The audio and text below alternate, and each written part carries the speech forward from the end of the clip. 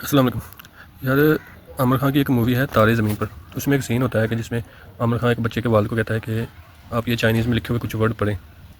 تو وہ نہیں پڑھ سکتا کیونکہ اسے چائنیز نہیں آتی.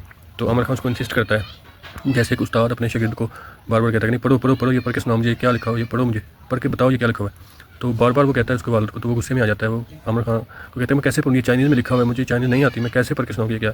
تو عامر خان کہتا ہے کہ یہی تو آپ اپنے بچے سے کروا رہے ہو کہ اس کو وہ لینگویج پڑھنی نہیں آ رہی، وہ اس کو آپ بار بار کرتے ہو کہ نہیں آپ پڑھو پڑھو پڑھو، جب اس کو سمجھ نہیں آ رہی تو آپ بار بار اس کو کیوں انسسٹ کر رہے ہو کہ پڑھو، اس کو پہلے سمجھائیں.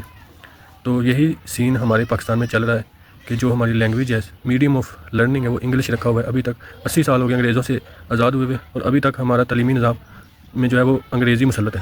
انگریزی کو ہم نے جو ہے نا وہ اسٹینڈرڈ آف سکسیس بنا لیا ہے کہ بچے کو جاننا ہے نا کہ کون سا لائق ہے کون سا نہ لائق ہے، تو آپ اس سے انگریزی سن لیں، انگریزی میں بات کر لیں گے تو اچھا بات کر رہے ہیں انگریزی میں، تو مطلب کہ بچہ بہت لائق ہے. اگر اس کو انگریزی نہیں آتی تو وہ بس فارغ ہے. تو یہ بات سمجھنے کی ضرورت ہے کہ جو انگریزی ہے وہ اس کو پاکستان میں ایز اے لینگویج سکھانا چاہیے، جیسے ہم عربی کو سکھاتے ہیں. ٹھیک ہے، یعنی کہ کمیونیکیٹ کرنے کے لیے بس سکھانا چاہیے. باقی جو سائنس اور ریاضی یا بایولوجی کے کنسیپٹ ہیں وہ ہماری جو مادری زبان ہے اس میں بتایا جائے، تاکہ بچوں کو پڑھنے کے لیے آسانی ہو، وہ سمجھ سکے، نہ کہ وہ رٹا لگائے. جب وہ سمجھ کے پڑھے گا تو بہت سی چیزیں تخلیق کرے گا، انوینشن ہوگی پاکستان میں.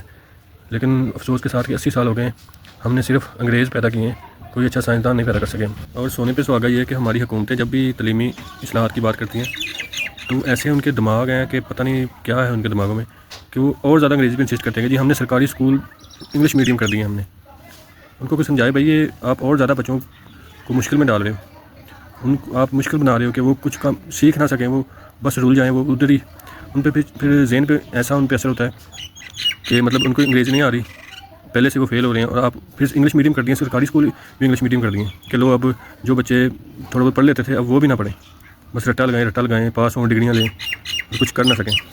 کتنے بچے ہوں گے جو کہ بہت لائق ہیں. آپ نے اکثر دیکھا ہوگا کہ زیادہ تر جو کاروباری لوگ ہیں وہ ان پڑھ ہوتے ہیں، مطلب ان میں ٹیلنٹ ہوتا ہے، وہ پڑھ کیوں نہیں سکے؟ کیونکہ وہ زبان کا جو بیریئر لگایا ہوا ہے اس وجہ سے وہ نہیں پڑھ سکتے، وہ پڑھ نہیں سکے. ان کا انٹلیکچوئل لیول جو زیادہ تھا لیکن صرف اس لیے نہیں پڑھ سکے کہ وہ انگلش کو نہیں سمجھتے تھے، تو وہ سسٹم سے باہر ہو گئے. ٹھیک ہے، لیکن وہ پھر بھی سروائیو کر لیا. اور سوچیں اگر ان میں لینگویج کا بیریئر نہ ہوتا اور وہ پڑھ لیتے تو کہاں ہوتے وہ آج. تو اس بارے میں مجھے کمنٹ میں بتائیں آپ کا کیا خیال ہے.